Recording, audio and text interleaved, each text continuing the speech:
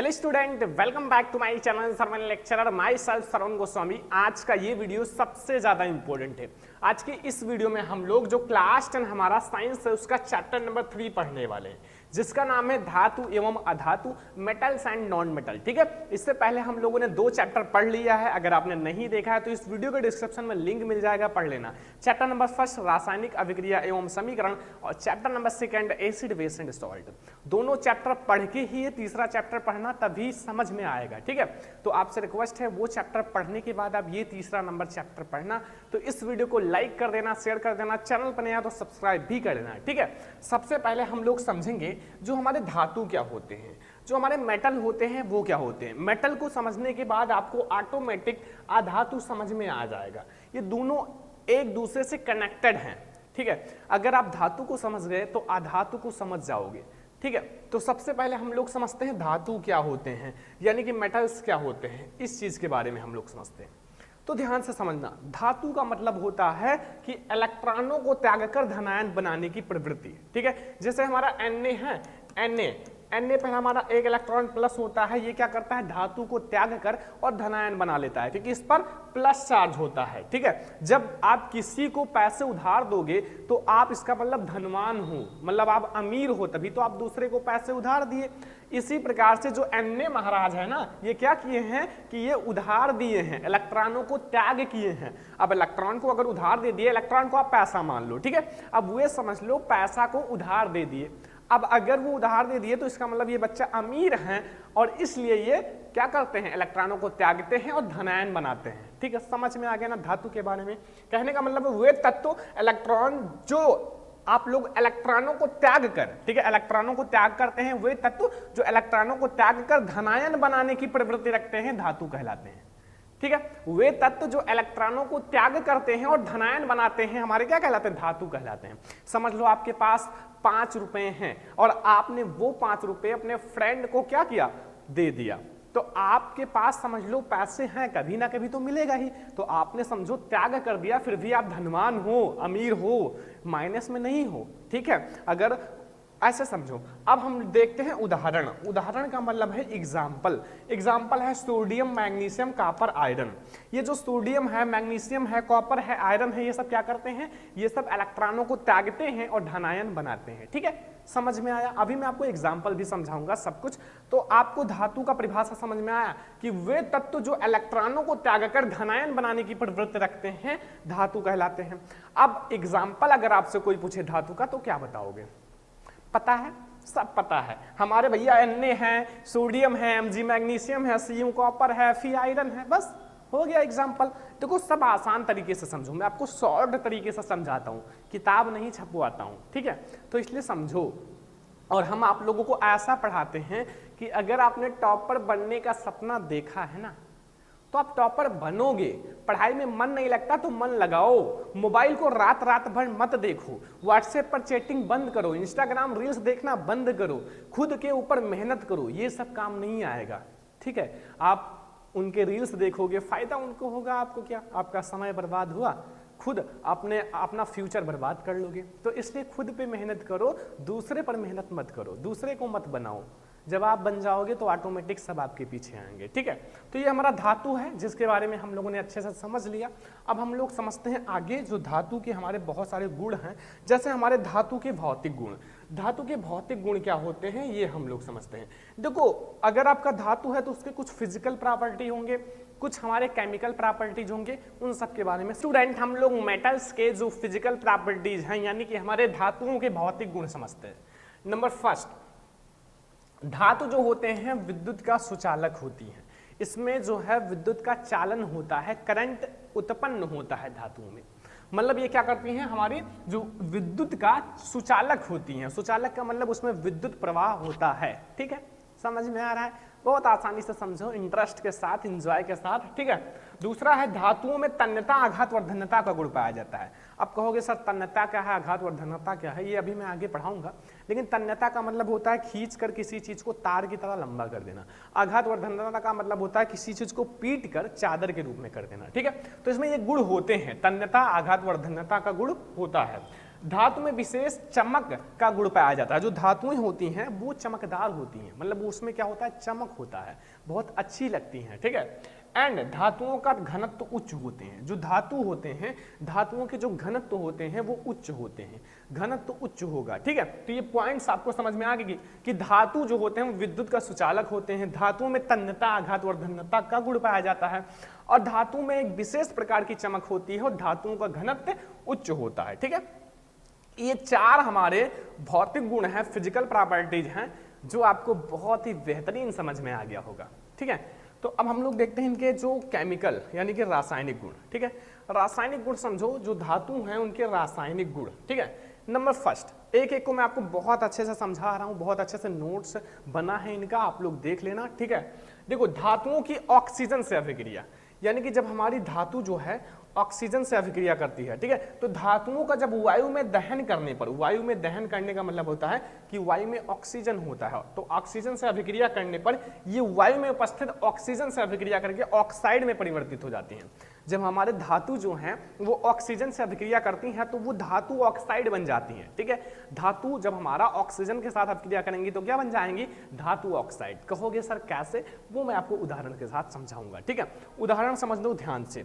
जैसे हमारा धातु है Mg, तो मैंने लिखा 2Mg सॉलिड होता है, ठीक है, और ये O2 से अभिक्रिया करा, तो O2 से अभिक्रिया करेगा तो ये हमारा धातु ऑक्साइड बन जाएगा। जैसे हमारा मैग्नीशियम है तो मैग्नीशियम ऑक्साइड बन जाएगा, ठीक है। तो हमारा यहाँ बन जाएगा 2MgO। ये हमारा बच्चों मैग्नीशियम है या ऑक्सीजन है या मैग्नीशियम ऑक्साइड है, मतलब हमारा धातु जो है वो ऑक्सीजन से अभिक्रिया करेगा और हमारा धातु ऑक्साइड बन जाएगा। ये रिएक्शन बहुत आसान है, मैं आपको आसान तरीके से समझाता हूँ, सारे उदाहरण, सारे एग्जाम्पल्स, ठीक है। दूसरा गुण देखो, दूसरा हम लोग समझते हैं हमारे रासायनिक गुण कि धातुओं का जल के साथ अभिक्रिया। जो हमारे धातु हैं जब वो जल के साथ अभिक्रिया करती हैं तो जो हमारा धातु है जब जल के साथ अभिक्रिया करेगा तो हमारा क्या बनेगा, उसको हम लोग बहुत ही अच्छे से समझते हैं, बहुत आसान तरीके से, ठीक है। मजे के साथ पढ़ो।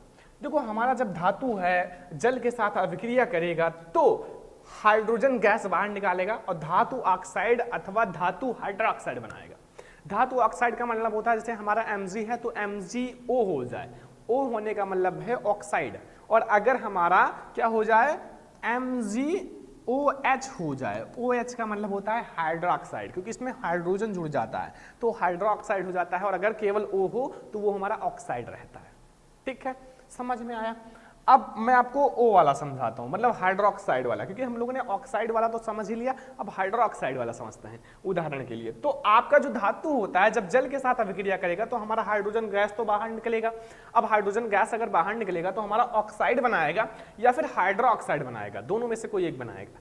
तो मैं आपको समझाता हूं। जैसे हमने ले लिया एक धातु का एग्जाम्पल, हम लोगों ने लिया था सोडियम लिया था ना, धातु का एग्जाम्पल वो लेते हैं Na, अर्थात हमारा सोडियम। सोडियम के आगे आप 2 लगा दो तो बैलेंस रहेगा, कोई दिक्कत नहीं है। और यहाँ हम लेते हैं H2O, क्या लेते हैं H2O,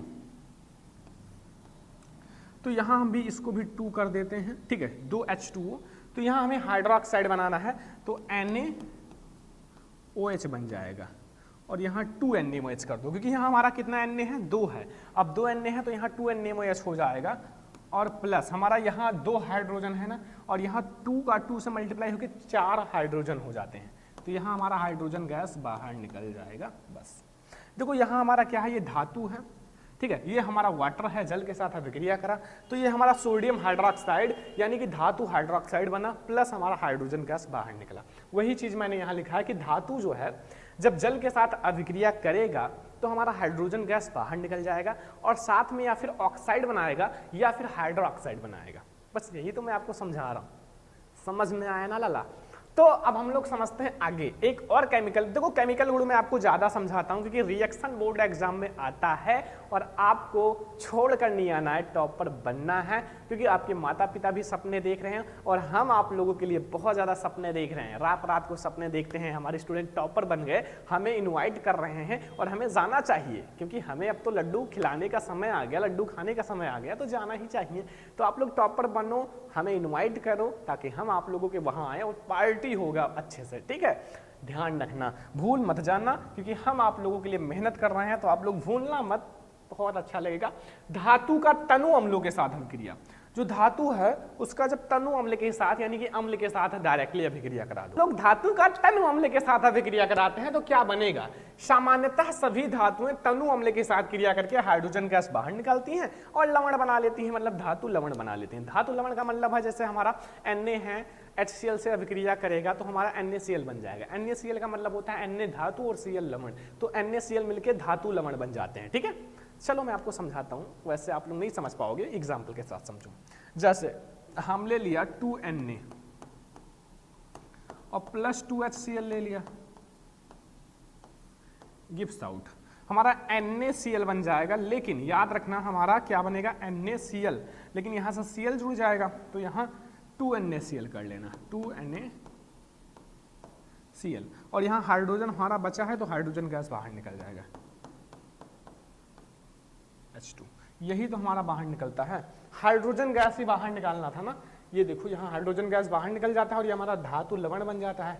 NaCl का मतलब होता है सोडियम क्लोराइड, और सोडियम क्लोराइड जो है वो एक धातु लवण है। ठीक है, तो यहाँ तक हम लोगों ने समझा धातु के बारे में, धातु के भौतिक गुण, धातु के रासायनिक गुण, सब कुछ। ठीक है, और नोट पॉइंट याद रखना, मैं आपको थोड़ा सा नोट बता देता हूँ कि जो कॉपर है, सिल्वर है तथा सोना है, ठीक है, कि कम सक्रियता के कारण धातुएं तनु अम्ल के प्रति कोई अभिक्रिया नहीं करती हैं। ठीक है, जो हमारा कॉपर है Cu और ये सिल्वर है और Au है, इनकी सक्रियता श्रेणी कम है।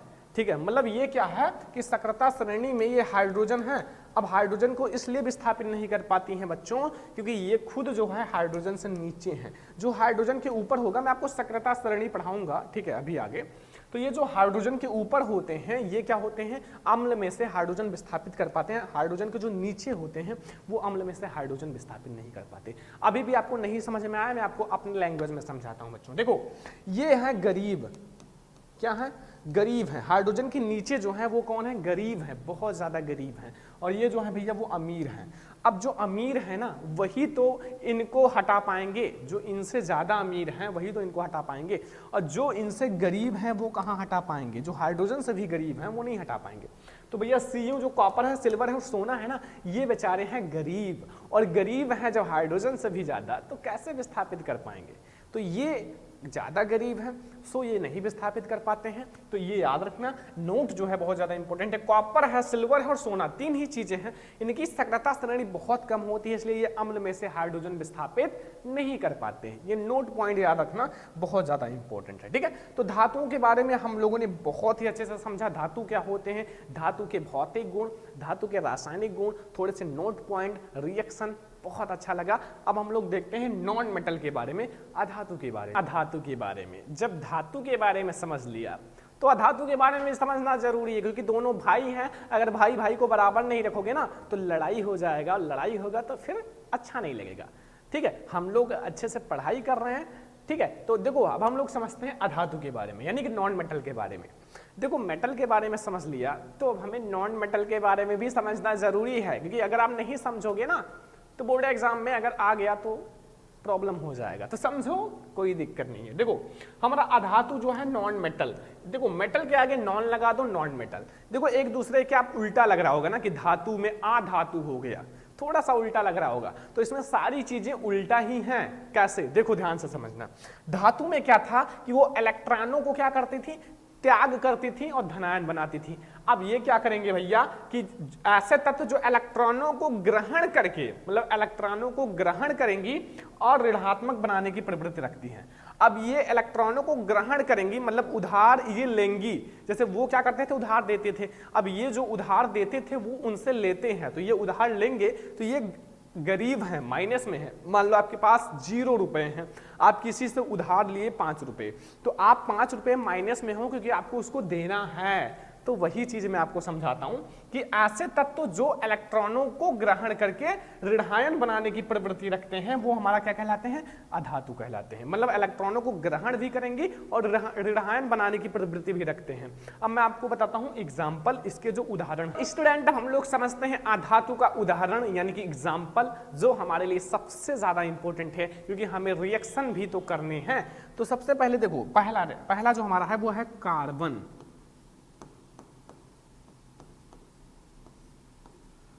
कार्बन का मतलब होता है सी, जिसका प्रतीक सी होता है, ठीक है। अगला हमारा है, अगला देखो नाइट्रोजन,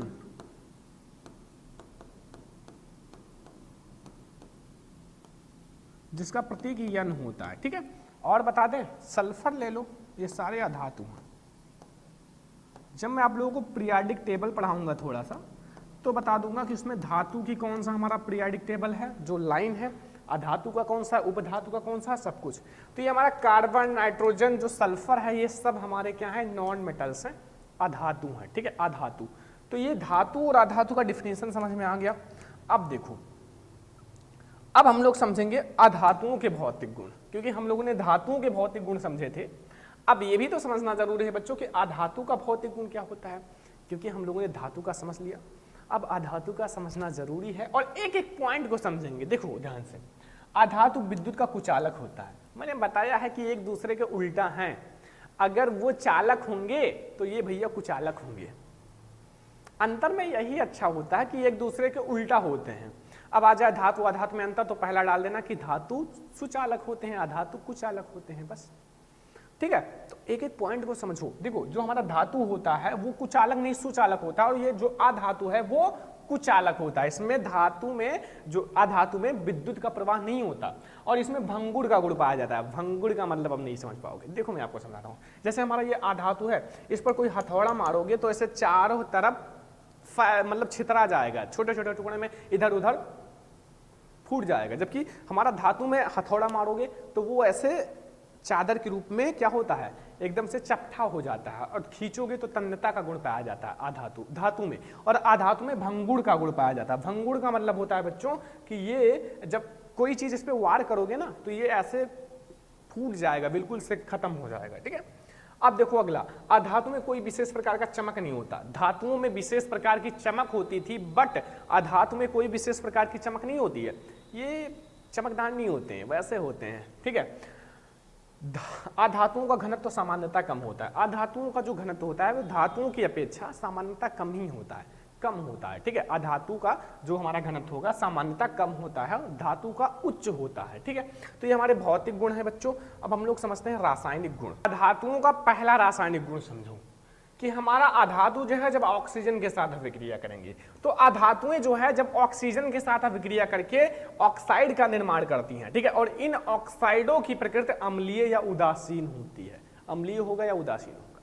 जैसे हमारा एक अधातु मैंने बताया था कार्बन। कार्बन जो है वो एक अधातु है। अब इसका हम लोग रिएक्शन कराते हैं किससे, CO2 से, सॉरी हम लोग O2 से, ऑक्सीजन से ना, ऑक्सीजन से कराएंगे। तो देखो हमारा एग्जाम्पल समझ लो बच्चों। जैसे हमारा कार्बन है, ये गैस की अवस्था में, अवस्था लिख सकते हो बगल में। जैसे हमारा ऑक्सीजन है O2, ये भी गैस की अवस्था में। ये हमारा CO2 बना लेगा, CO2 ये भी गैस की अवस्था में। और इसकी जो प्रकृति होगी वो अम्लीय होगा, अम्लीय होगा। उदासीन या अम्लीय दो ही बनेंगे। तो ये हमारा C है कार्बन, ये ऑक्सीजन के साथ अभिक्रिया करेगा, CO2 यानी कि हमारा कार्बन डाइऑक्साइड गैस बनाएंगी। देखो नोट कर लेना, मैं आपको अच्छे से लिख दिया हूं, कोई दिक्कत नहीं। हमारा कार्बन है, ऑक्सीजन के साथ अभिक्रिया करा तो हमारा क्या बनाया, CO2, और अम्लीय है, बस हो गया, आसान सा पहला। दूसरा समझो, दूसरा समझना, अधातुओं का जल के साथ क्रिया। अधातुएं जो है जल के साथ सामान्यतः अभिक्रिया नहीं करती हैं, अभिक्रिया नहीं दर्शाती हैं, क्योंकि ये हाइड्रोजन को विस्थापित नहीं कर पाएंगी, ठीक है। तो याद रखना कि जो हमारे अधातु होते हैं वो जल के साथ सामान्यतः अभिक्रिया नहीं करते हैं। अधातु का अम्ल के साथ अभिक्रिया, अधातुएं जो होती हैं अम्ल के साथ भी क्रिया नहीं करती हैं, क्योंकि ये हाइड्रोजन को विस्थापित नहीं कर पाएंगे। सो ये हमारा समझ में आ गया कि अगर जल के साथ हमें अधातु का रिएक्शन आए तो बता देना ये अभिक्रिया नहीं करती हैं। अगर हमारा अम्ल के साथ अभिक्रिया आए तो भी बता देना ये रिएक्शन नहीं करती हैं अधातुओं के साथ, ठीक है। धातु और अधातु तो बहुत अच्छे से समझ में आ गया होगा।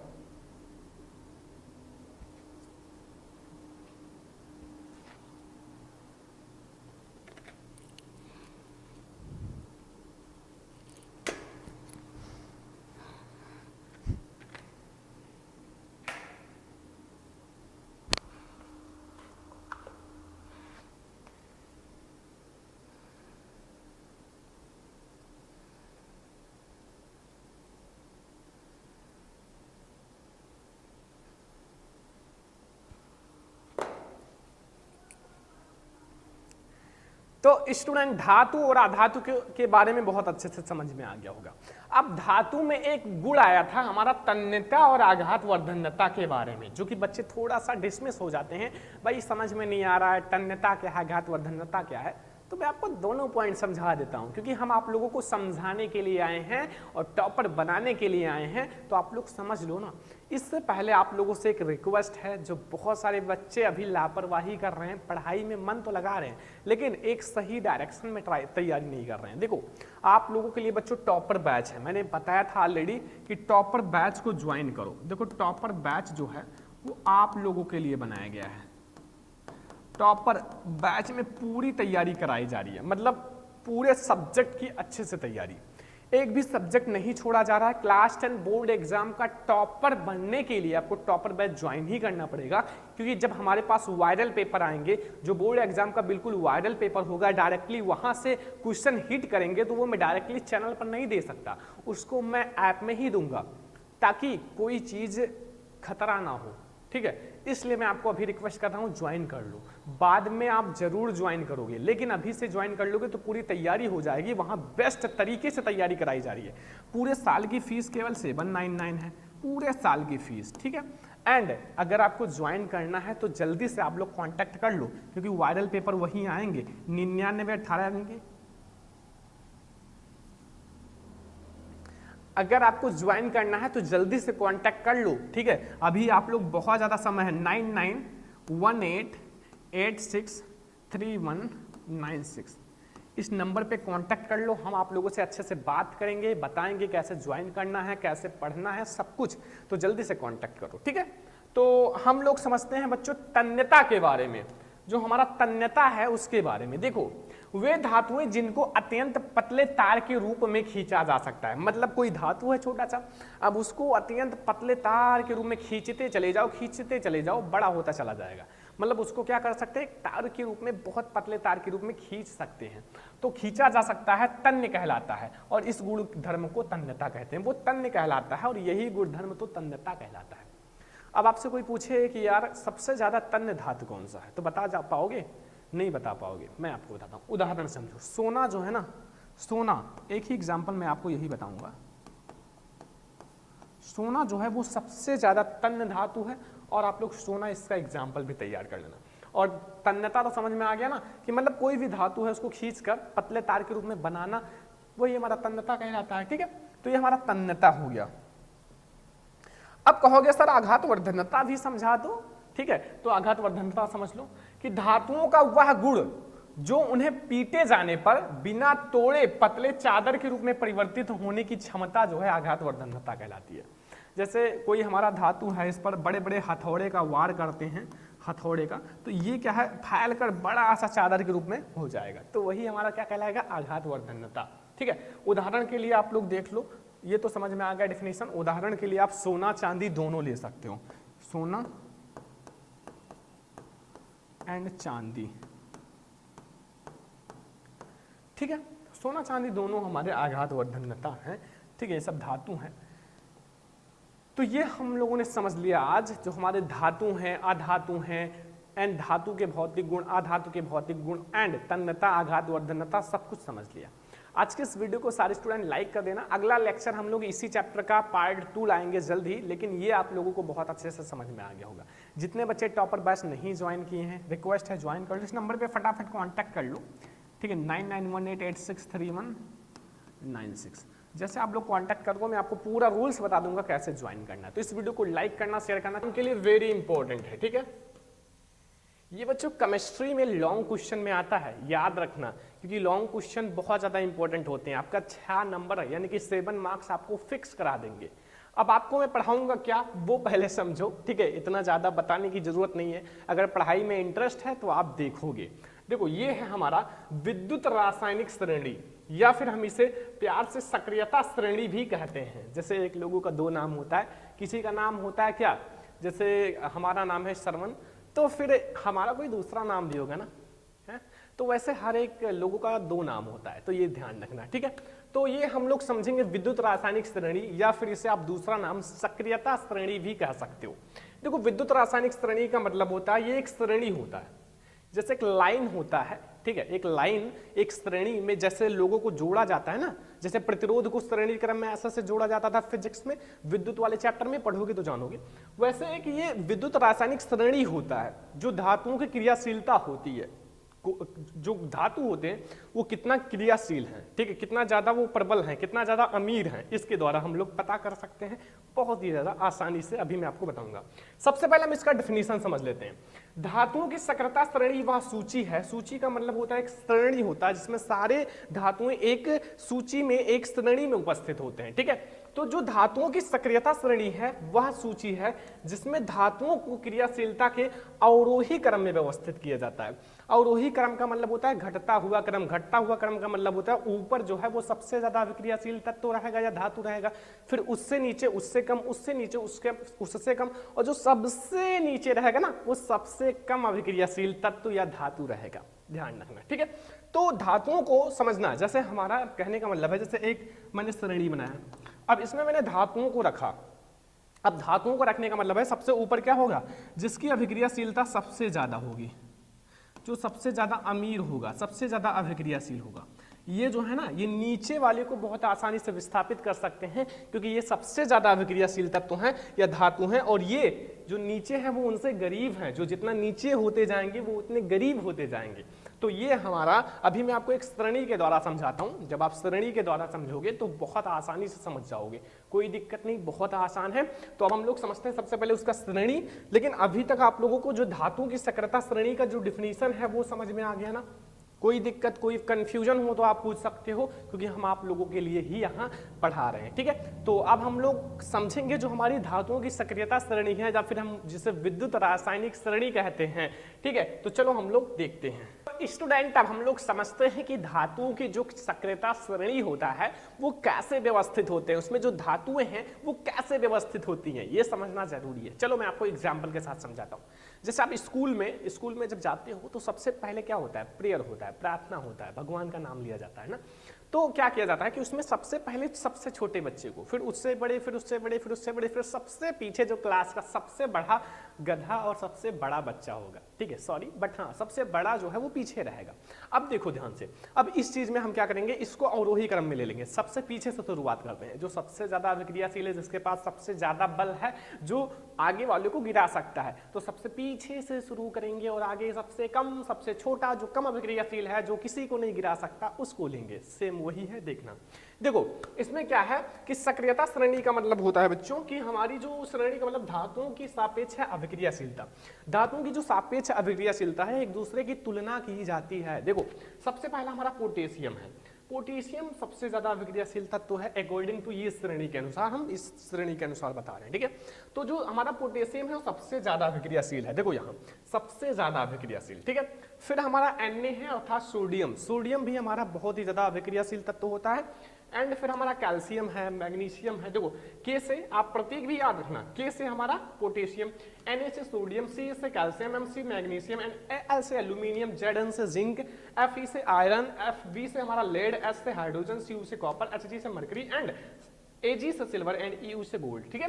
ये अब आप यहां तक समझ में आ गया, ठीक है। अब इस एरो को मैं ऐसे उल्टा बनाऊंगा, ऐसे उल्टा, क्यों? क्योंकि जो सबसे ज्यादा ऊपर है वो सबसे ज्यादा अभिक्रियाशील तत्व है, जितना नीचे हम जाते जाएंगे वो घटती अभिक्रियाशीलता मिलेगी, सबसे नीचे सबसे कम अभिक्रियाशील रहेगा। जो Au है ये बहुत ही कम अभिक्रियाशील तत्व है, हमारा Ag जो है वो भी बहुत ही कम अभिक्रियाशील तत्व है, एंड हमारा Hg भी Cu ही, ठीक है। अब ये जो 3 से 4 है, 4 ये हमारे अम्ल में से हाइड्रोजन विस्थापित नहीं कर पाएंगे, ठीक है। जो अम्ल होता है वो हाइड्रोजन विस्थापित नहीं कर पाएंगे, क्यों? क्योंकि ये जो है खुद हाइड्रोजन से कम अभिक्रियाशील है, और ये जो ऊपर वाले हैं ना ये आराम से विस्थापित कर देंगे क्योंकि ये जो है इनसे ज्यादा अभिक्रियाशील तत्व है, ठीक है, धातु है। ये आपको समझ में आया? कोई दिक्कत, कोई कंफ्यूजन नहीं होगा। इस सक्रियता श्रेणी में इसको याद करने का मैं अलग से ट्रिक भी बता दूंगा, एक वीडियो आएगी जिसमें मैं आपको बता दूंगा कि याद करने का ट्रिक, और आसानी से याद कर लोगे, कोई दिक्कत नहीं है, ठीक है। तो अब हम लोग देखते हैं इसके जो अनुप्रयोग हैं कुछ। देखो अनुप्रयोग नंबर फर्स्ट, यहाँ 2 अनुप्रयोग हैं। फर्स्ट समझो, विद्युत रासायनिक श्रेणी की सहायता से धातुओं की क्रियाशीलता की तुलना की जा सकती है। अगर आपके पास विद्युत रासायनिक श्रेणी है, याद है ना विद्युत रासायनिक श्रेणी, तो इसके द्वारा हम जो धातुएं हैं उनकी क्रियाशीलता की तुलना बहुत आसानी से कर सकते हैं। देखो ऊपर से आप देखते जाओ, ऊपर जो है सबसे ज्यादा अभिक्रियाशील है, नीचे नीचे नीचे आते जाओगे कम अभिक्रियाशीलता मिल जाएगी। तो इससे आपको ये तो पता चलता है कि कौन सा तत्व कितना ज्यादा अभिक्रियाशील है, कौन सा तत्व कम अभिक्रियाशील है, ये आपको जानकारी मिलेगी अगर आप विद्युत रासायनिक श्रेणी के बारे में पढ़ते हो तो। ठीक है, तो ये पहला अनुप्रयोग आप आसानी से लिख सकते हो कि जो हमारे विद्युत रासायनिक श्रेणी है इसकी सहायता से हम धातुओं की अभिक्रियाशीलता की तुलना कर सकते हैं, इसकी जानकारी प्राप्त कर सकते हैं। ठीक है, सेकंड, विद्युत रासायनिक श्रेणी की सहायता से अम्ल में से हाइड्रोजन विस्थापित किया जा सकता है। विद्युत रासायनिक श्रेणी की सहायता से हम ये पता कर सकते हैं कौन सा धातु अम्ल में से हाइड्रोजन विस्थापित करेगा, कौन सा नहीं। जैसे मैं अभी आपको समझाया, इस अनुप्रयोग को समझने के लिए इसमें आ जाऊं। देखो, जो हाइड्रोजन से नीचे है ये अम्ल में से हाइड्रोजन विस्थापित नहीं करेंगे, और जो इसके ऊपर है ये अम्ल में से हाइड्रोजन विस्थापित करेंगे। बस ये आपका हो गया। तो ये हमारा दो अनुप्रयोग हैं जो आप लोगों को समझ में आ गया होगा। तो ये है हमारा विद्युत रासायनिक श्रेणी, सबसे ज्यादा आसान तरीके से मैंने आपको समझाया है, और विद्युत रासायनिक श्रेणी आप लोगों को समझ में आ गया होगा ना, बहुत आसान है। अभी हम लोग इसमें थोड़े से और भी टॉपिक समझेंगे जो छोटे छोटे हैं लेकिन बहुत ज्यादा इंपॉर्टेंट है, उसको समझ लेते हैं। माय डियर स्टूडेंट, अब हम लोग एक बहुत ज्यादा इंपॉर्टेंट टॉपिक समझते हैं जो जानना बहुत ज्यादा जरूरी है, जो समझना बहुत ज्यादा जरूरी है। ठीक है, तो ये हमारा है उपधातु। ठीक है, उपधातु को हम लोग समझते हैं। उपधातु, देखो हम लोगों ने धातु और अधातु के बारे में ऑलरेडी समझ लिया। अब हम लोग एक टॉपिक है जिसका नाम है उपधातु के बारे में समझते हैं। ठीक है, ये आप लोग ध्यान से समझना। उपधातु का मतलब होता है, ये हम लोग समझते हैं, देखो कुछ तत्वों में धातु जो होते हैं, जो आपके धातु होते हैं तथा अधातु, दोनों का गुण पाया जाता है। चाहे वो धातु हो या अधातु हो, दोनों का गुण पाया जाए तो वो हमारा होता है उपधातु। कितना आसान है, कितना इजी है। ऐसे तत्व जिसमें जो धातु होता है और अधातु दोनों के गुण पाए जाए वो हमारा उपधातु होता है। ठीक है, समझ में आया। जो हमारा, जैसे कोई भी आप तत्व लो और वो चमकता भी है और उसमें हमारा जो मतलब भंगुर का भी गुण पाया जाए, अगर ऐसे फेंक दो तो वो पूरी तरह से फूट जाए तो वो हमारा उपधातु हो जाएगा, क्योंकि वो जो है उसमें धातु और अधातु दोनों का गुण पाया गया, तो वो हमारा होगा उपधातु। ठीक है, आप कहोगे सर एग्जांपल्स भी तो समझाओ, आखिर है क्या उपधातु? तो आप लोग पहले डेफिनेशन समझ लो कि वे धातु या वे तत्व जिसमें हमारे जो धातु हैं और अधातु हैं दोनों के गुण पाए जाते हैं वो हमारे उपधातु कहलाते हैं। ठीक है, तो चलो मैं आप लोगों को माय डियर स्टूडेंट, अब हम लोग उपधातु का एग्जाम्पल समझ लेते हैं, क्योंकि एग्जाम्पल समझना बहुत ज्यादा जरूरी होता है। ठीक है, तो इसका हम लोग एग्जाम्पल समझते हैं। देखो ध्यान से, जो हमारा जर्मेनिया है,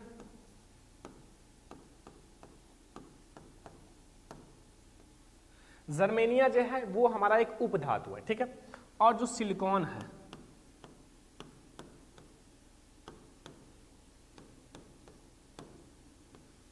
जर्मेनिया और सिलिकॉन का है उपधातु है। और भी बहुत सारे उपधातु हैं, लेकिन आप एंटीमनी भी हमारा उपधातु है। तो मेन है आप जर्मेनिया सिलिकॉन, ये याद रखना। ठीक है, ये ऑब्जेक्टिव में भी पूछे जाते हैं कि हमारी जर्मेनिया क्या है, धातु है, उपधातु है या हमारा अधातु है। तो आपको बताना है कि ये हमारा जो है एक उपधातु है। ठीक है, उपधातु समझ में आए, जिसमें हमारे धातु और अधातु दोनों के गुण पाए जाते हैं, वो हमारा उपधातु कहलाता है। ठीक है, तो ये समझ में आ गया। तो अब हम लोग देखते हैं अगला टॉपिक। माय डियर स्टूडेंट, अब हम लोग अगला टॉपिक समझते हैं। ये भी बहुत ज्यादा इंपॉर्टेंट टॉपिक है, ध्यान से समझना, मजे के साथ पढ़ो। मैं आप लोगों को बहुत अच्छे से पढ़ा रहा हूँ। देखो गर्मी बहुत ज्यादा है, ठीक है, बहुत ज्यादा, फिर भी मैं आप लोगों को पढ़ा रहा हूँ। लाइट उतनी अच्छी है नहीं, बट हमें आप लोगों को पढ़ाना है, मेहनत तो करना पड़ेगा हमें भी आपको भी। ठीक है, तो मिश्र धातु समझते हैं। मिश्र धातु, देखो मिश्र धातु भी बहुत ज्यादा इंपॉर्टेंट है बोर्ड एग्जाम के लिए। आपके 1 नंबर में आता है एंड आपके 2 नंबर में आता है। ठीक है, एक 4 नंबर में भी आता है, 6 नंबर में भी आता है मिश्र धातु। अभी आगे मैं आपको संगठन समझाऊंगा। देखो 2 या 2 से अधिक जो धातुएं होती हैं, देखो 2 धातु हो या 2 से अधिक धातु हो, ठीक है, को गलित अवस्था में मिलाने पर प्राप्त समांगी मिश्रण को ठंडा करने पर हमारा मिश्र धातु होता है। मिश्र का मतलब होता है, मिश्र का मतलब होता है कई प्रकार की चीजें मिलना। ठीक है, जैसे हमारा 2 धातु हैं, वो आपस में मिल गई ना, तो आपस में मिलने का मतलब होता है वो मिश्रित हो गई। मिश्रित होने का मतलब होता है 2 से 2, मतलब 2 चीजें मिल गई तो मिश्रित हो ही जाएंगी ना। ठीक है, तो वो चीज होता है। तो देखो, जैसे हमारे 2 या 2 से अधिक धातुएं अगर गलित अवस्था में मिलाने पर प्राप्त समांगी मिश्रण को ठंडा किया जाए तो वो हमारा मिश्र धातु कहलाता है। एग्जाम्पल समझते हैं। एग्जाम्पल, जैसे हमारा पीतल जो है वो मिश्र धातु है। अभी आपको मैं समझाता हूं उसमें क्या क्या चीजें मिलती हैं। पीतल क्या है? मिश्र धातु है। कांसा क्या है? मिश्र धातु है। जर्मन सिल्वर क्या है? मिश्र धातु है। अभी मैं आपको आगे समझाऊंगा कैसे मिश्र धातु है, आदि बहुत है। ठीक है, तो देखो हमारा जो पीतल है मिश्र धातु है। ठीक है, पीतल मिश्र धातु है, कांसा भी मिश्र धातु है, जर्मन सिल्वर भी मिश्र धातु है। अब कहोगे सर कैसे, आखिर इसमें क्या क्या चीजें मिलती हैं, वो मैं आपको समझाता हूं अगले पेज पर। देखो, मैं यहां आप लोगों को समझाऊंगा बहुत अच्छे से कैसे ये मिश्र धातु है। जैसे हमारा ये एक मिश्र धातु है, ये हमारी मिश्र धातु है, पीतल, कांसा, जर्मन सिल्वर। अब इसमें क्या क्या संगठन हुआ है, क्या क्या चीजें मिली हैं वो समझेंगे, और इसका उपयोग, आखिर हम इसका उपयोग किस चीज में करते हैं वो हम लोग समझेंगे। बहुत ही स्टूडेंट आइए समझते हैं बहुत ही अच्छे से। देखो हमारा ये क्या है? पीतल है। पीतल में जो Cu और Zn है, 2 चीजें मिली हैं, मतलब 2 धातुएं मिली है। ठीक है, कौन है? Cu मतलब कॉपर, Zn मतलब जिंक। देखो कितना कितना परसेंट है हमारा? Cu जो है वो 70% है एंड हमारा Zn जो है वो 30% है। 70% 30% मिलकर 100% बन गई। 100% क्या बना? हमारा जो पीतल है। इसका उपयोग क्या करते हैं? बर्तन बनाने में। पीतल का बर्तन, बहुत सारे लोग कहते हैं पीतल के बर्तन में पानी पियो, मजा आता है, आपके सेहत के लिए अच्छा होता है। ठीक है, तो उसमें क्या क्या होती हैं? हमारा Zn होता है एंड Cu होता है, कॉपर और जिंक। ठीक है, तो ये हमारा हो गया पहला। जो दूसरा समझो, कांसा। कांसा में क्या होता है? Cu होता है, ठीक है, और Sn होता है। ठीक है, Cu और Sn, Cu हमारा 90% होता है, Sn जो है 10% होता है। ठीक है, Sn कितना होता है? 10%। एंड हमारा इसका सिक्का बनाने में प्रयोग किया जाता है। सिक्का जिसको जरूरत है लोगों को, वो है सिक्का। उसमें 2 चीज, एक हमारा Cu, एक Sn। ठीक है, अगला जर्मन सिल्वर। जर्मन सिल्वर में 3 चीजें मिलती हैं, एक हमारा Cu, एक Zn, एक Ni, कॉपर, जिंक, निकिल। ठीक है, देखो इसमें ध्यान से देखना, 60% होता है Cu। Cu जो होता है वो सब में ज्यादा ही होता है, चाहे इसमें 70%, इसमें 90%, इसमें 60%। और हमारा जो जिंक होता है वो 20% होता है। ठीक है, एंड 20% हमारा निकिल होता है, लेकिन इसका उपयोग हम लोग बर्तन बनाने में करते हैं। ठीक है, तो ये आज का हमारा सबसे ज्यादा इंपॉर्टेंट वीडियो है। सारे स्टूडेंट नोट कर लेना, नोट्स बना लेना, तैयार कर लेना, मेहनत कर लेना। ठीक है, क्योंकि मेहनत का फल हमेशा मीठा होता है। जितना मेहनत करोगे, मेहनत कभी खराब नहीं जाता। जैसे मैंने मेहनत किया तो आप लोगों के लिए बहुत बड़ा बड़ा अच्छे अच्छे काम किए हैं, आप लोग देखोगे। ठीक है, तो क्या काम किया बड़ा? तो सबसे बड़ा काम तो हमें ये लग रहा है कि आप लोगों के लिए टॉपर बैच बनाया गया यार, क्योंकि टॉपर बैच एक ऐसा बैच है जहां से मैं आपके सपनों को पूरा कर सकता हूं। Topper batch, topper batch. ठीक है, टॉपर बैच को ज्वाइन करो सारे स्टूडेंट। ठीक है, कैसे ज्वाइन करना है वो मैं आप लोगों को थोड़ा सा बता देता हूं। ठीक है, देखो टॉपर बैच आप लोग ज्वाइन कर लो, जितने भी स्टूडेंट हैं भाई। टॉपर बैच की पूरे साल की फीस है बच्चों 799। सारे सब्जेक्ट की गारंटी के साथ तैयारी कराई जाएगी, एक भी सब्जेक्ट छोड़ा नहीं जाएगा। ठीक है, तो ताकि मैं आप लोगों को सारी चीजें बता सकूं, 9918863196 इस नंबर पे आप कॉल या व्हाट्सएप करो, मैं आपको सब कुछ दे दूंगा, ऐप का लिंक दे दूंगा, कैसे ज्वाइन करना है, कैसे पढ़ाई होगी, सब कुछ बताऊंगा। ठीक है, तो इस वीडियो में हम लोगों ने क्या क्या समझा? सबसे पहले हम लोगों ने समझा बच्चों विद्युत रासायनिक सरणी के बारे में, फिर हम लोगों ने समझा सक्रियता सरणी की टेबल, फिर हम लोगों ने समझा इनके अनुप्रयोग, फिर हम लोगों ने समझा उपधातु और मिश्र धातु। ये तो माय डियर स्टूडेंट, इससे पहले हम लोगों ने पढ़ा मिश्र धातु के बारे में। ठीक है, अब हम लोग पढ़ने वाले हैं खनिज के बारे में। ठीक है, ये चैप्टर बहुत ज्यादा इंपॉर्टेंट है, धातु एवं अधातु, क्योंकि इस चैप्टर से बहुत सारे क्वेश्चंस आपके बोर्ड एग्जाम में आते हैं। तो आप लोग बहुत ही अच्छे से समझना, एक एक टॉपिक को ध्यान से समझना, क्योंकि हमारे खनिज और अयस्क ये बोर्ड एग्जाम में 4 मार्क्स के आते हैं।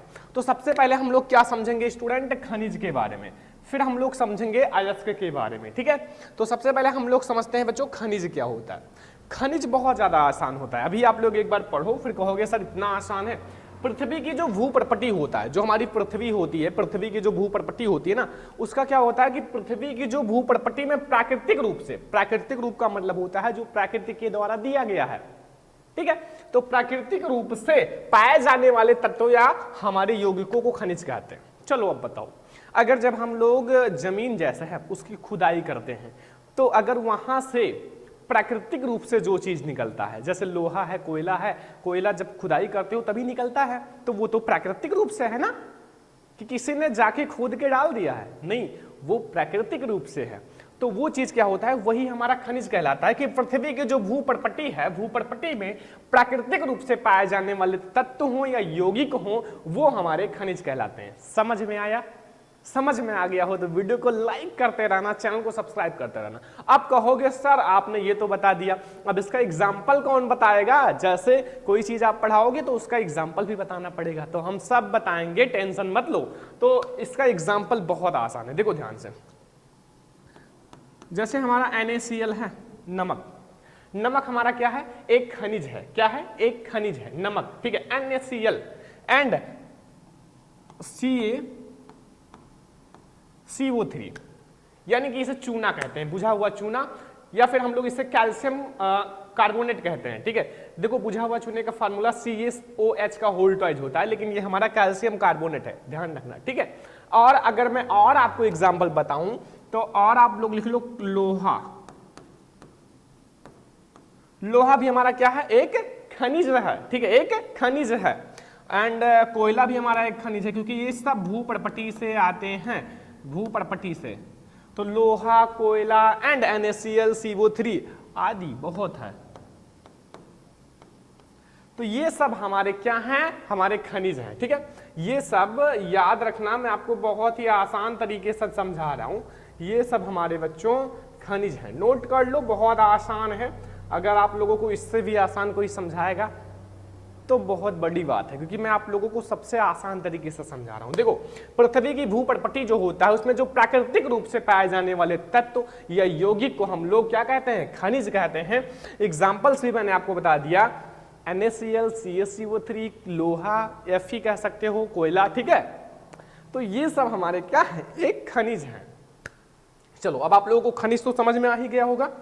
अब हम लोग समझते हैं अयस्क के बारे में। अयस्क क्या होता है? चलो अगर आपको खनिज समझ में आ गया तो अयस्क भी समझ में आ ही जाएगा, क्योंकि माइंड आप लोगों का बहुत तेज है और आप लोग हमारे साथ जुड़े हुए हो, तो आप लोगों का माइंड और भी तेज हो जाएगा। क्योंकि मैं आप लोगों को बीच बीच में important questions, paper, model paper सब कुछ सॉल्व कराता रहता हूँ, देता रहता हूँ, कि आपका माइंड जो है और ज्यादा ग्रोथ हो, ठीक है। चैप्टर्स तो पढ़ाते ही हैं, देखो सिलेबस आपका जल्दी ही खत्म हो जाएगा, ज्यादा बड़े बड़े चैप्टर्स नहीं है, मैं आपको जल्दी जल्दी सारे चैप्टर्स पढ़ा दूंगा, ठीक है। तो अयस्क क्या है? अयस्क को समझ लो बच्चों, जिस खनिजों से धातु आसानी से एवं कम खर्चे में प्राप्त कर सकते हैं वो अयस्क कहलाता है। अब कहोगे सर ये क्या है? देखो ध्यान से, जैसे हमें जो खनिज है, पहले आपने खनिज को निकाला, जब खनिज को निकालोगे तो खनिज से ही हमारा अयस्क निकलेगा। जैसे देखो, जैसे हमारा जिस खनिजों से हमारा जो धातु है, धातु जैसे हमारा खनिज है, अब खनिज से हमें धातु निकालना है, तो जिस खनिजों से हमारा धातु जो है वो आसानी से एवं कम खर्चे में निकल सके उसे हम लोग क्या कहते हैं? उसे हम लोग अयस्क कहते हैं, ठीक है। कम खर्चे का मतलब होता है कि कम खर्चा ना करना पड़े, बहुत कम खर्चा करना पड़े, खुदाई कर दो जिसमें ज्यादा पैसे ना लगे और हमारा निकल आए, तो वही तो हमारा कहलाता है अयस्क। अब कहोगे सर अब इसका एग्जाम्पल तो बता दो, क्योंकि अब अयस्क तो समझा दिया, अब इसका एग्जाम्पल्स भी समझा दो तो बहुत मजा आएगा। तो मैं आप लोगों को समझाता हूं इसका एग्जाम्पल। तो माय डियर स्टूडेंट, इसका जो एग्जाम्पल है वो है एल्यूमिनियम एंड बॉक्साइट, ठीक है। एल्यूमिनियम जो होता है वो हमारा एक अयस्क होता है, और जो बॉक्साइट होता है वो भी हमारा एक अयस्क है, ठीक है। तो यहां मैं लिख देता हूं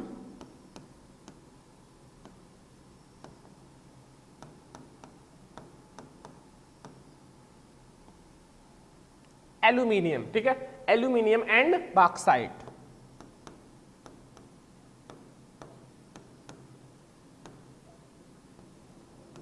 एल्यूमिनियम एंड बॉक्साइट जो है वो हमारा अयस्क का उदाहरण है। तो अब आप लोगों को खनिज और अयस्क तो बहुत ही अच्छे से समझ में आ गया होगा। ये हमारा बच्चों अयस्क का उदाहरण है, याद रखना, ठीक है। तो खनिज का उदाहरण हमारा लोहा है एंड कोयला है, NaCl है एंड CaCO3 है, और हमारा अयस्क का जो उदाहरण है वो है एल्यूमिनियम एंड बॉक्साइट।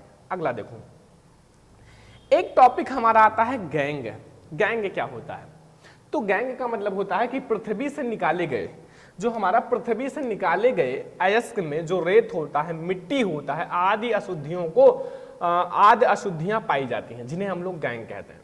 जैसे जो हमारा अयस्क होता है, अयस्क, ठीक है, अयस्क में क्या होता है कि पृथ्वी से देखो अयस्क निकाला जाता है। पृथ्वी से कोई भी चीज निकालोगे तो पृथ्वी मिट्टी से बनी है, तो मिट्टी, छोटे छोटे कण, पत्थर, ये सब तो होंगे ही ना, ये सब तो आम बात है, ठीक है, ये सब तो रहेंगे। तो अगर भाई अयस्क को पृथ्वी से निकाला गया तो जो अयस्क है उसमें जो छोटे छोटे कण होते हैं, रेत होते हैं, मिट्टियां होती हैं, ये सब जो पाई जाती है ना, वो हमारा गैंग कहलाता है। इसका उदाहरण कुछ नहीं है, बस यही समझो, जो अशुद्धियां हैं अयस्क में, जो अशुद्धियां पाई जाती हैं, वो हमारा गैंग कहलाता है, ठीक है। तो ये बहुत आसान है। कहने का मतलब है कि पृथ्वी से जो भी अयस्क निकाला जाए उसमें जो रेत होते हैं, मिट्टी होते हैं, छोटे छोटे कण होते हैं, वो हमारे क्या कहलाते हैं? वो हमारे अशुद्धियां जो होती हैं, पाई जाती हैं, वही हमारा गैंग कहलाता है। तो अयस्क, खनिज और गैंग के बारे में बहुत ही अच्छे से समझ में आ गया होगा। अब हम लोग देखते हैं अगला टॉपिक। देखो बच्चों, अगला टॉपिक हमारा आता है वर्जन। वर्जन बहुत ज्यादा इंपॉर्टेंट है। वर्जन, निस्तापन, प्रगलन, इन सब के बारे में समझेंगे स्टेप बाय स्टेप। तो सबसे पहले हम लोग समझेंगे रोस्टिंग यानी कि वर्जन के बारे में। वर्जन क्या होता है, वर्जन का उदाहरण भी समझेंगे, नोट्स भी समझेंगे। आप लोग नोट्स बनाते रहना, क्योंकि बोर्ड एग्जाम में टॉपर बनने के लिए मेहनत करना पड़ेगा आप लोगों को, ठीक है। वर्जन देखो, वह क्रिया जिसमें अयस्क को वायु की उपस्थिति, वायु की उपस्थिति का मतलब होता है जो हमारा अयस्क होता है जिसे हम लोग निकालते हैं उसको वायु की उपस्थिति, वायु की उपस्थिति का मतलब होता है उसका रिएक्शन ऑक्सीजन से कराया जाए। क्यों? क्योंकि वायु में ऑक्सीजन होता है। अब जब वायु में ऑक्सीजन होगा, इसलिए जहां वायु की उपस्थिति हो वहां समझ लो उसमें ऑक्सीजन मौजूद है, ठीक है। तो वायु की उपस्थिति में उनके गलनांक के नीचे गर्म करने की प्रक्रिया वर्जन कहलाता है। वायु की उपस्थिति हो और जो उनकी गलने की प्रक्रिया है ना, मतलब गलने की प्रक्रिया, उससे नीचे आपको गर्म करना है, ठीक है। तो यही याद रखना कि वह क्रिया जिसमें अयस्क को वायु की उपस्थिति, इसमें वायु उपस्थित हो एंड हमारा उनके गलनांक के नीचे गर्म करने की जो प्रक्रिया है वो हमारा क्या कहलाता है? वर्जन कहलाता है। एक नोट याद रखना, यह प्रायः सल्फाइड एस्टो के लिए प्रयुक्त किया जाता है। जो हमारा यह है वर्जन, ये प्रायः सल्फाइड एस्क के लिए प्रयोग किया जाता है। सल्फाइड एस्क का मतलब होता है जिसमें यस होता है, सल्फाइड। अभी मैं आपको एक उदाहरण के साथ समझाऊंगा तो बहुत अच्छे से समझ में आ जाएगा आखिर सल्फाइड एस्क क्या होता है, ठीक है। तो ये आपको समझ में आया कि वह क्रिया जिसमें अयस्क को वायु की उपस्थिति में उसके गलनांक के नीचे गर्म करने की जो प्रक्रिया होगी वो हमारा वर्जन कहलाएगा। और इसका एक नोट पॉइंट है कि ये हमेशा सल्फाइड एस्क के साथ प्रक्रिया होती है, ठीक है। बस अब उदाहरण समझ लेते हैं बहुत आसान तरीके से। इसका जो उदाहरण है, ठीक है, ध्यान से समझना। जैसे हमें लेना है सल्फाइड एस्क, क्योंकि यहां हमारा सल्फाइड एस्क ही है, तो हम लोग लेंगे ZnS। एस लग गया तो दिस इज सल्फाइड एस्क, क्योंकि एस का मतलब होता है जिंक सल्फेट, ठीक है। तो यहां हम लोग इनके दो मॉलिक्यूल्स लेंगे, क्योंकि हमें बैलेंस भी करना पड़ेगा, ठीक है, बैलेंस करना पड़ेगा ना यार। तो अगला देखो, अब हम लोग वायु की उपस्थिति का मतलब मैंने क्या कहा था, याद आया कि ऑक्सीजन से अभिक्रिया करानी है। तो यहां हमारे 3 मॉलिक्यूल्स होंगे O2 के, अर्थात ऑक्सीजन के, ठीक है। अब मिलेगा क्या, हमें इसका रिएक्शन इससे कराया तो यहां से ZnO हो जाएगा, 2ZnO। ध्यान से समझना, यहाँ हमारा 2ZnO यानी कि जिंक ऑक्साइड बन जाएगा। यहाँ से हमारा 2Zn चला गया एंड एक O चला गया, यहाँ से हमारा S2 बचा एंड यहाँ से हमारा 2O चला गया तो हमारा 4 बचा। तो यहाँ हमारा बन जाएगा 2SO2। बस ये रिएक्शन हो गया, कितना आसान है। या हमने 2ZnS लिया प्लस हमने अभिक्रिया कराया 3O2 से, यानी कि ऑक्सीजन से हमें मिला 2ZnO प्लस हमारा 2SO2। ये हमारा सल्फाइड एस्क के साथ रिएक्शन हुआ है, ठीक है।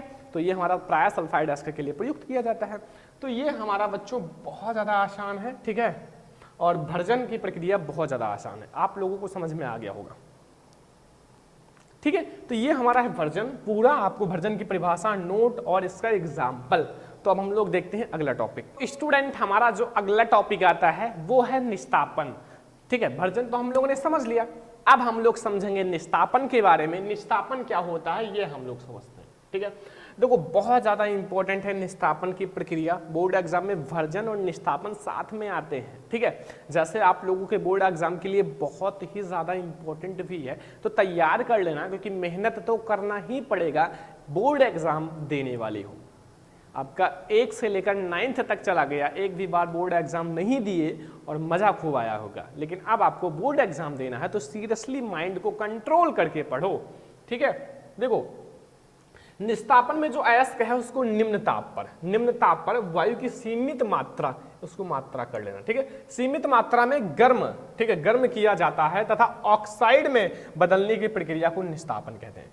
तो ये हमारा ऑक्साइड में बदल जाता है और इसमें क्या होता है, वायु की सीमित मात्रा होती है, बहुत कम मात्रा, ठीक है।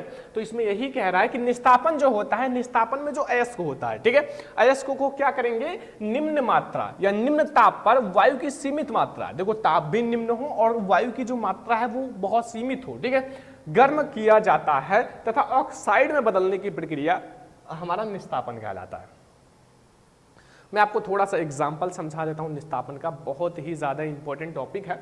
तो निस्तापन का एग्जाम्पल समझना, जैसे हमारा CaCO3 है, ठीक है, CaCO3 है। अब इसको मैंने क्या करा, हीट किया। हीट का मतलब होता है मैंने ट्रायंगल बना दिया, इसका मतलब हीट करना, गर्म करना। ये हमारा कैल्शियम कार्बोनेट है, याद रखना।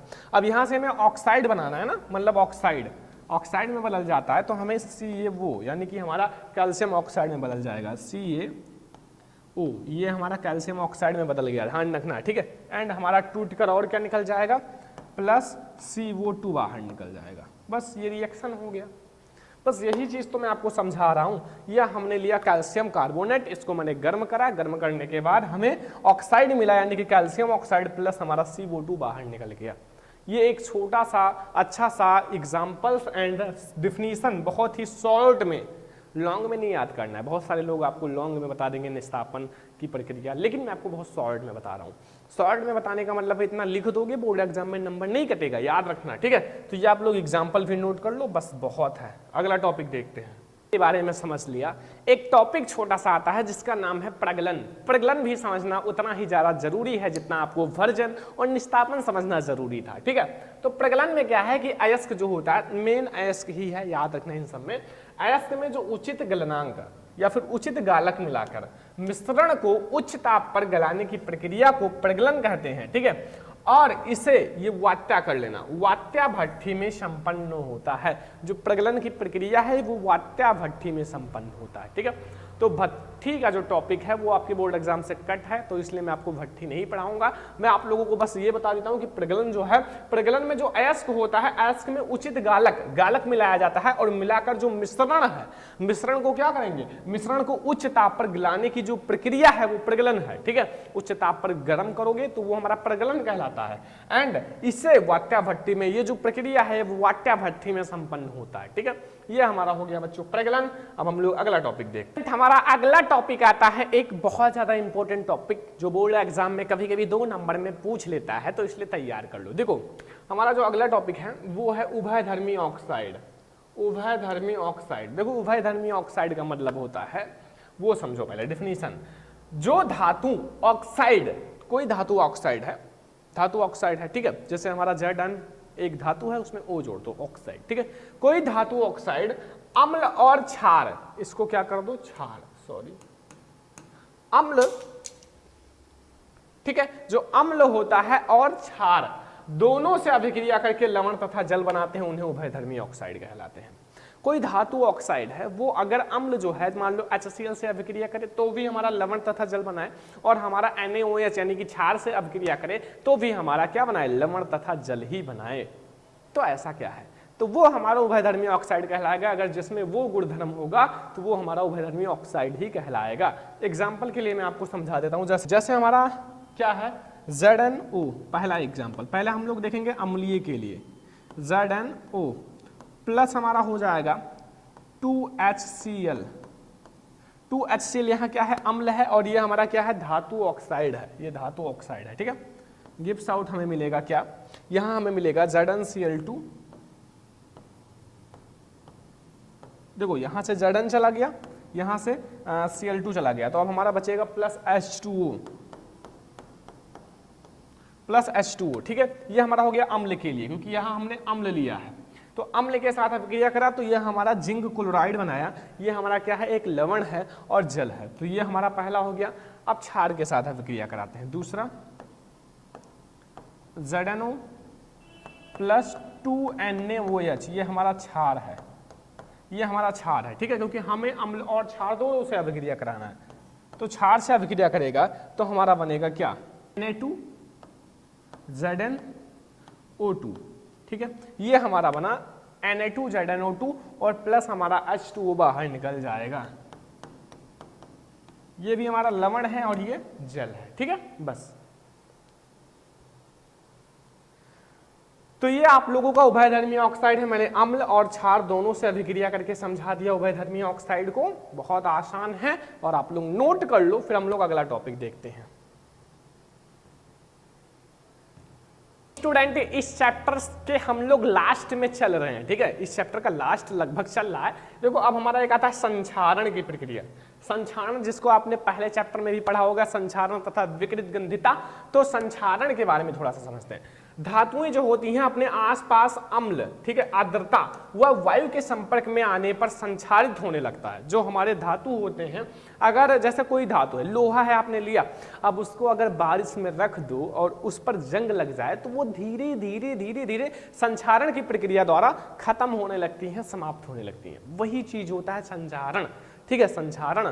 तो धातुएं जो होती हैं अपने आसपास अम्ल, आर्द्रता आदि के संपर्क में आने पर वो संक्षरित या फिर संक्षारित होने लगती हैं और यही प्रक्रिया हमारा संक्षारण कहलाता है। समझ में आ गया ना। अब देखो कापर जो है, यहाँ देखो वज्र CO2 के साथ अभिक्रिया करके हरे रंग का कापर कार्बोनेट बनाता है, तो वो भी मतलब संक्षारित ही हो रहा है, ठीक है। तो ये संक्षारण है। अभी हमारा थोड़ा सा और भी टॉपिक्स है। देखो संक्षारण से सुरक्षा कैसे प्रदान करें, आखिर हम संक्षारण से सुरक्षित कैसे रहें।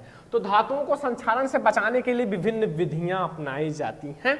आप बहुत सारी विधियां अपना सकते हो, लेकिन उससे पहले जितने भी स्टूडेंट अभी भी लापरवाही कर रहे हैं, बोर्ड एग्जाम की तैयारी नहीं कर रहे हैं, अगस्त आ गया, क्या आ गया, अगस्त, अभी भी आप सीरियस नहीं रहोगे तो बोर्ड एग्जाम में आप फेल भी हो जाओगे। देखो मेहनत अब करना शुरू कर दो, अगस्त आ गया है यार, मेहनत नहीं करोगे तो कैसे पास होगे, कैसे अपने सपनों को पूरा करोगे, कैसे आप बड़े बड़े ड्रीम्स को देख रहे हो उसको कैसे पूरा करोगे।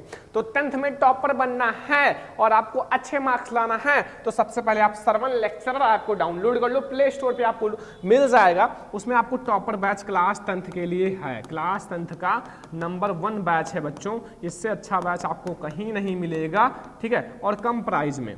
टॉपर बैच, इसमें सारे सब्जेक्ट की क्लास 10th की तैयारी कराई जाएगी, एक भी सब्जेक्ट छोड़ा नहीं जाएगा। इसके पूरे साल की फीस है 799, मतलब पूरे बोर्ड एग्जाम में गारंटी के साथ पढ़ाया जाएगा। अगर आपको ज्वाइन करना है, सारे सब्जेक्ट की अच्छे से तैयारी करना है, तो आप लोग कांटेक्ट कर लेना हमसे। आप कॉल या व्हाट्सएप करो, डरो मत, हम आपको खाएंगे नहीं, ठीक है, आप लोगों को सलाह ही देंगे, आप लोगों को एडवाइस देंगे, ठीक है, कैसे ज्वाइन करना है, कैसे पढ़ाई करना है, ठीक है।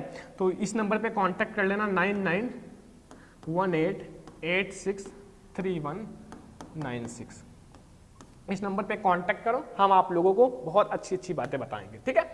तो अब आप लोग देखो हम लोग संक्षारण से सुरक्षा कैसे प्रदान करेंगे।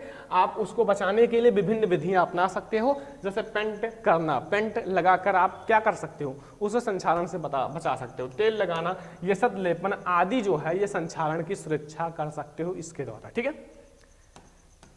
अगला टॉपिक बच्चों यसत लेपन, ये भी बहुत ज्यादा इंपॉर्टेंट टॉपिक है, छोटा सा NCERT का एक टॉपिक है। लोहे या इस्पात को जंग से बचाने के लिए उस पर जिंक की परत चढ़ाई, ठीक है, चढ़ाई जाती है। इसी जो प्रक्रम को यसद लेपन कहलाते हैं, ठीक है। यसद लेपन का मतलब होता है कि हमारा जो जिंक होता है उसकी परत को चढ़ाना, चाहे लोहा हो या इस्पात हो, उन सब के ऊपर, ताकि उन्हें बचाया जा सके। लोह एस्क हो या लोहा हो, देखो लोहे में जंग बहुत जल्दी लगता है, तो उसको चाहे पेंट करो, चाहे यसद लेपन की प्रक्रिया अपनाओ, चाहे कुछ भी करो, लेकिन उसको बचाना तो जरूरी है ना। तो ये हमारे इस चैप्टर का लास्ट टॉपिक था, ठीक है, ये हमारा लास्ट टॉपिक है बच्चों, इसको समझ में आ ही गए होंगे। तो अब आप लोगों को करना क्या है, सबसे पहले आप सरवन लेक्चर ऐप को डाउनलोड कर लो। सरवन लेक्चर ऐप को डाउनलोड करने के बाद टॉपर बैच को ज्वाइन कर लो और हमें कांटेक्ट कर लो, ठीक है, इस नंबर पे, ताकि मैं आप लोगों को सारी चीजें बताऊं। 9918863196, इस नंबर पे कांटेक्ट करो, फिर मैं आप लोगों को ज्वाइन करना सिखा दूंगा कैसे क्या करना है। तो आज की इस वीडियो को सारे स्टूडेंट लाइक कर देना, शेयर कर देना, चैनल पर नया तो सब्सक्राइब भी कर देना। हम लोग मिलेंगे नेक्स्ट इंपॉर्टेंट वीडियो में किसी नेक्स्ट चैप्टर के साथ, तब तक के लिए धन्यवाद।